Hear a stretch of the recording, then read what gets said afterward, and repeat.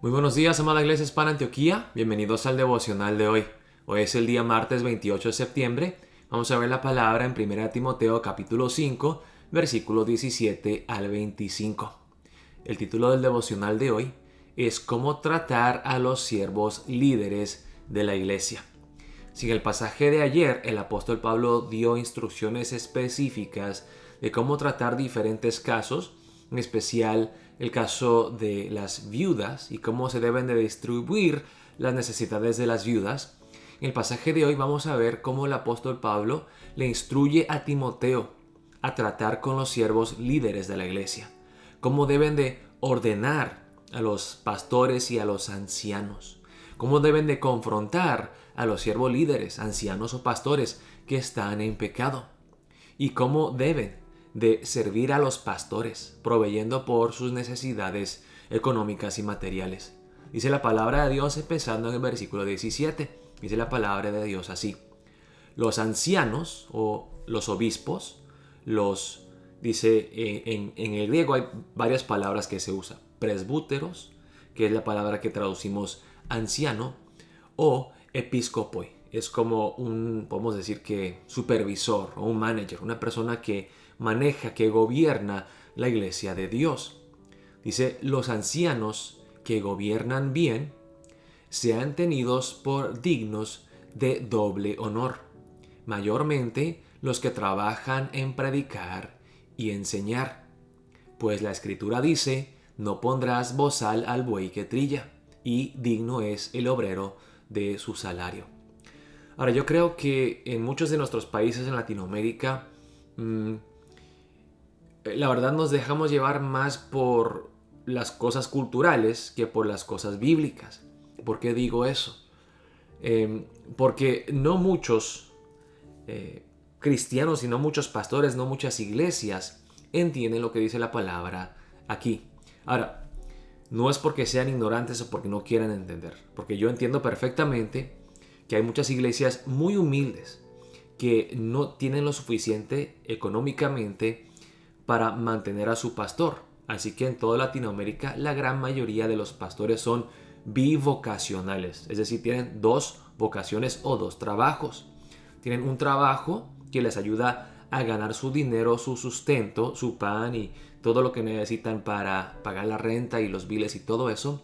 Y luego, así pues, cuando tienen tiempo, sirven como pastores, predicando la palabra, enseñando la palabra, visitando a los hermanos, etcétera y etcétera. Pero aquí el apóstol Pablo nos está diciendo claramente que hay ancianos, hay pastores que se dedican solamente a predicar la palabra de Dios, a orar por los hermanos, a dar un cuidado pastoral, a dar consejería, a visitar, a animar, a servir, a proteger el rebaño.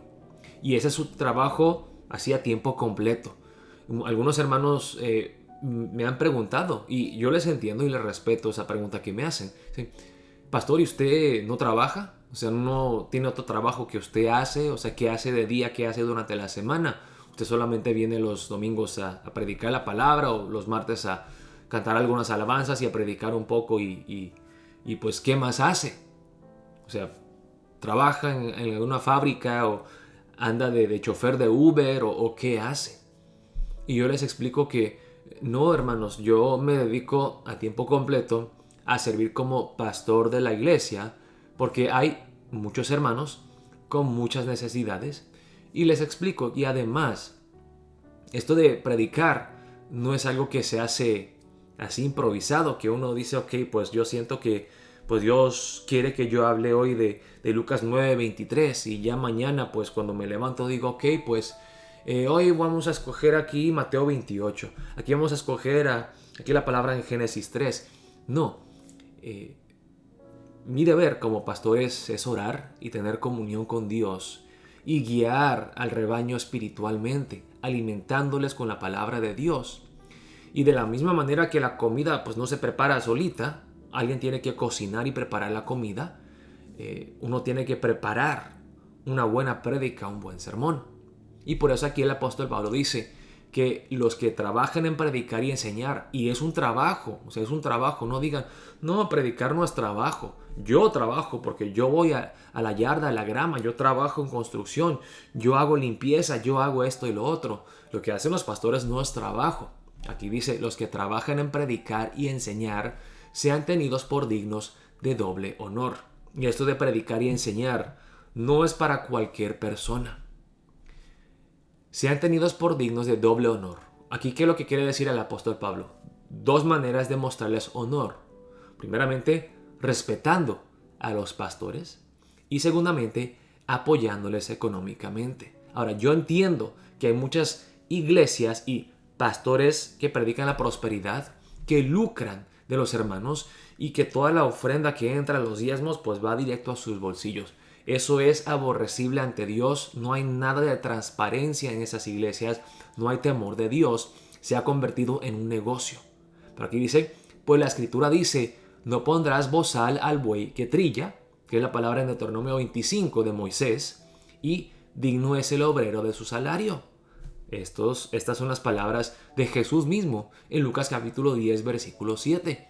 Entonces aquí el apóstol Pablo le da autoridad a las palabras de Moisés, la ley y el Antiguo Testamento, y luego, vean qué interesante, porque aquí el apóstol Pablo dice, pues la escritura dice, está diciendo que las palabras de Jesús, las enseñanzas de Jesús tienen la misma autoridad de las sagradas escrituras reveladas por Dios. O sea, la palabra de Jesucristo es palabra autoritaria e inspirada. Digno es el obrero de su salario. Para que entiendan un poco lo que está diciendo aquí el apóstol Pablo, quiero que veamos la palabra en 1 Corintios 9, versículos 4 al 14. Ahora, el apóstol Pablo no recibía un salario. Él se dedicaba a trabajar, a hacer tiendas. Y con eso se apoyaba económicamente para poder predicar.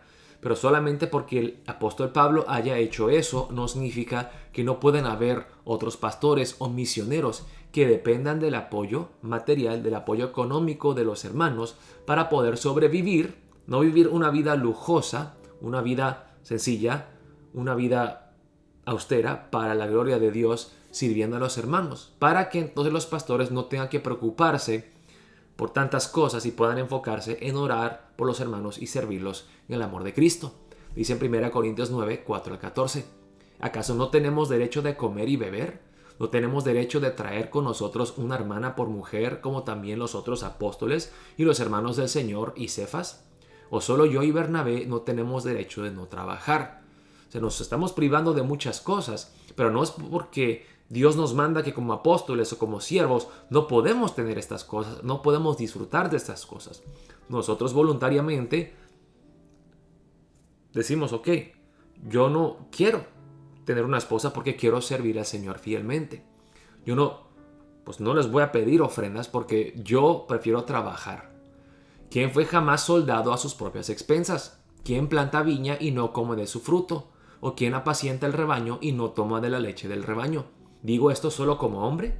¿No dice esto también la ley? Porque en la ley de Moisés está escrito, no pondrás bozal al buey que trilla. ¿Tiene Dios cuidado de los bueyes? ¿O lo dice enteramente por nosotros? Pues por nosotros se escribió, porque con esperanza debe arar el que ara, y el que trilla, con esperanza de recibir del fruto. Si nosotros sembramos entre vosotros lo espiritual, es gran cosa si segaremos de vosotros lo material.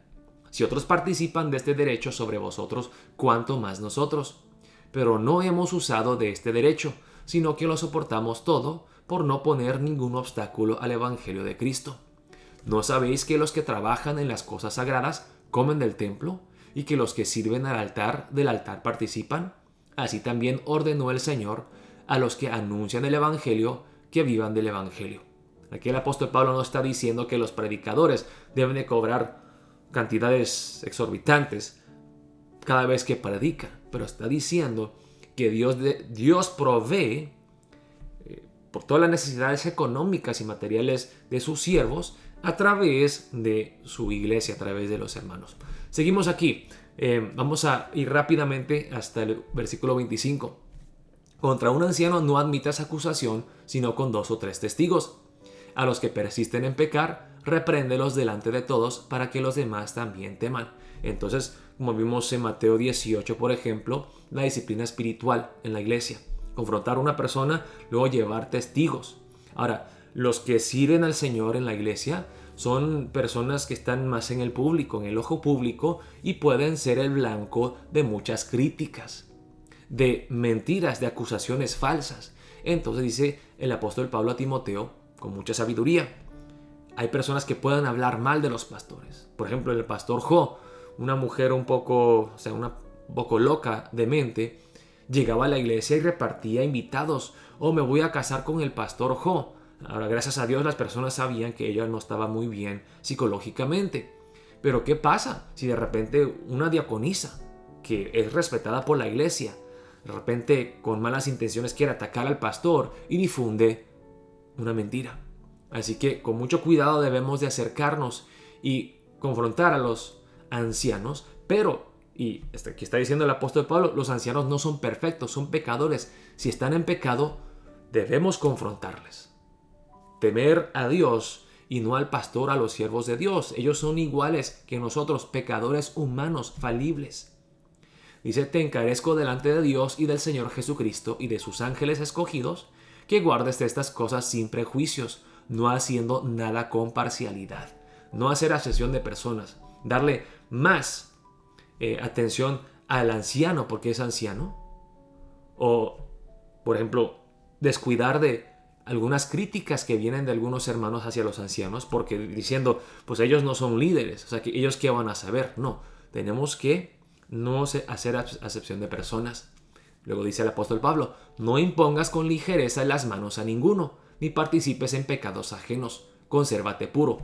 Esto tiene que ver con establecer líderes, con ordenar diáconos, ancianos y pastores.